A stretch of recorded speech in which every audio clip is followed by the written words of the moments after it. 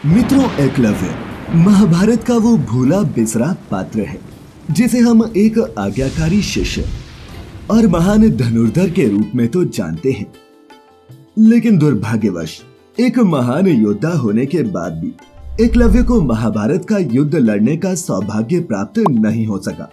और ऐसा इसलिए क्योंकि एकलव्य महाभारत के युद्ध के शुरू होने से पहले ही मृत्यु को प्राप्त हो गया था। तो आखिर किसने और क्यों किया भील पुत्र महान योद्धा एकलव्य का वध, यही जानेंगे मिलकर आज की इस वीडियो में। नमस्कार और स्वागत है आप सभी का द डिवाइन टेल्स पर एक बार फिर। और सबसे पहले मैं आपको बता दूं कि एकलव्य निषाद राजा हिरण्यधनु और सुलेखा का पुत्र था और एकलव्य के माता पिता ने उसका नाम अभिद्युम्न रखा था, लेकिन लोग उसे अभय के नाम से पुकारते थे। अभय ने अपनी प्रारंभिक शिक्षा अपने कुलीय गुरुकुल से ही प्राप्त की। कहा जाता है कि उसे बचपन से ही धनुर्विद्या सीखने में काफी रुचि थी और धनुर्विद्या की इस रुचि को देखते हुए ही अभय के कुलगुरु ने उसका नाम एकलव्य रख दिया। एक दिन एक दिव्य ऋषि ने एकलव्य को धनुष चलाते हुए देखा। एकलव्य ने जिस प्रकार धनुष पर प्रत्यंचा चढ़ाई, ऋषि समझ गया कि ये कोई साधारण बालक नहीं है और अगर इसे सही शिक्षा मिले तो ये बालक एक दिन विश्व का सबसे महान धनुर्धर बन सकता है। ऋषि तुरंत एकलव्य के पास गए और उसके पिता से मिलने की इच्छा जाहिर की।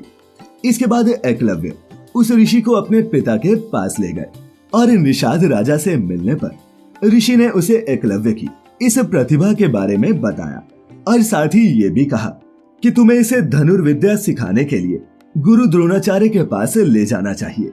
इसके बाद निषाद राजा हिरण्यधनु अपने बेटे एकलव्य को गुरु द्रोण के पास ले गए, लेकिन द्रोणाचार्य ने ये कहकर एकलव्य को शिक्षा देने से मना कर दिया कि वो सिर्फ ब्राह्मण और क्षत्रिय पुत्रों को ही शिक्षा देते हैं।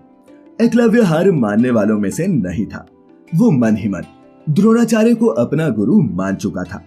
उसने अपने पिता को वहीं से लौट जाने को कहा और वो खुद वन में आचार्य द्रोण की एक प्रतिमा बनाकर धनुर्विद्या का अभ्यास करने लगा और शीघ्र ही उसने धनुर्विद्या में निपुणता प्राप्त कर ली। इसके बाद एक दिन गुरु द्रोणाचार्य अपने कुछ शिष्यों और एक कुत्ते के साथ उसी वन में आए।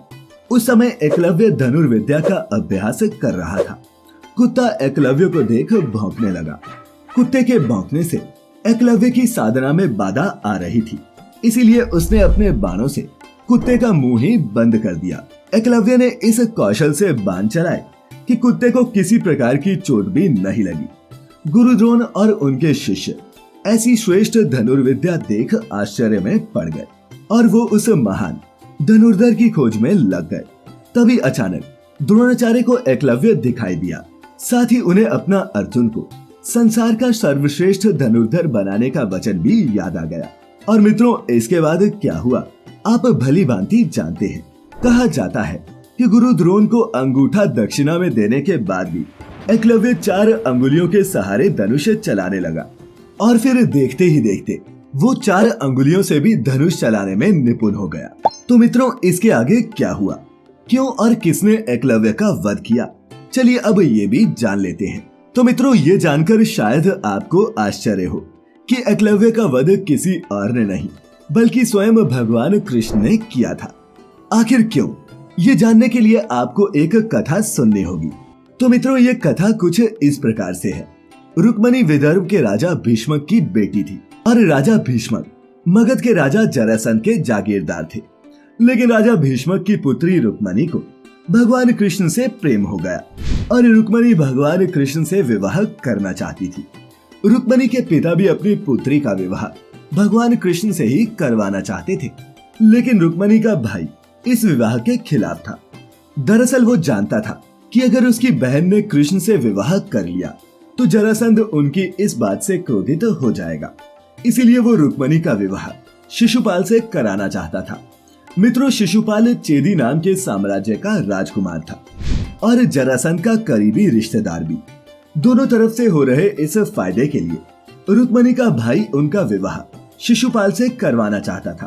परंतु जब रुक्मणी को इस बात का पता चला तो उन्होंने तुरंत भगवान कृष्ण को ये संदेश भिजवा दिया कि उसका भाई उसका विवाह चेदी के राजकुमार से करवाने की बात कर रहा है, इसीलिए वो उनका अपहरण कर उन्हें यहाँ से ले जाए। और फिर जब कृष्ण भगवान रुक्मणी का अपहरण करके ले जा रहे थे, तब रुक्मणी के भाई के आदेश पर एकलव्य ने कृष्ण भगवान का पीछा किया और उन्हें रोकने की कोशिश की, जिसके बाद श्री कृष्ण और एकलव्य के बीच एक भीषण युद्ध हुआ। अब भला सोचिए, कोई कितना भी महान धनुर्धर क्यों ना हो, वो स्वयं भगवान के आगे कैसे टिक सकता था। तो फिर एकलव्य की मृत्यु तो तय ही थी। इसके अलावा एक और कथा के अनुसार जब राजा युधिष्ठिर राजसूय यज्ञ करवा रहे थे, तब भीम ने कृष्ण भगवान के कहने पर जरासंध को मार गिराया था। और जब एकलव्य को अपने राजा की मृत्यु का पता चला, तो वो भगवान कृष्ण और यादव कुल से नफरत करने लगा। और फिर बदला लेने के लिए जब उसने द्वारिका पर हमला बोला, तब एकलव्य भगवान कृष्ण के हाथों मारा गया था। तो मित्रों, उम्मीद करते हैं कि आपको एकलव्य के जीवन से जुड़े सभी प्रश्नों का उत्तर मिल गया होगा।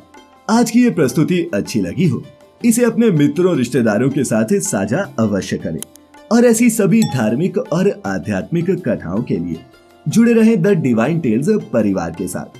तो मित्रों, फिलहाल आज के लिए बस इतना ही। अब इजाजत दें। आपका बहुत बहुत शुक्रिया।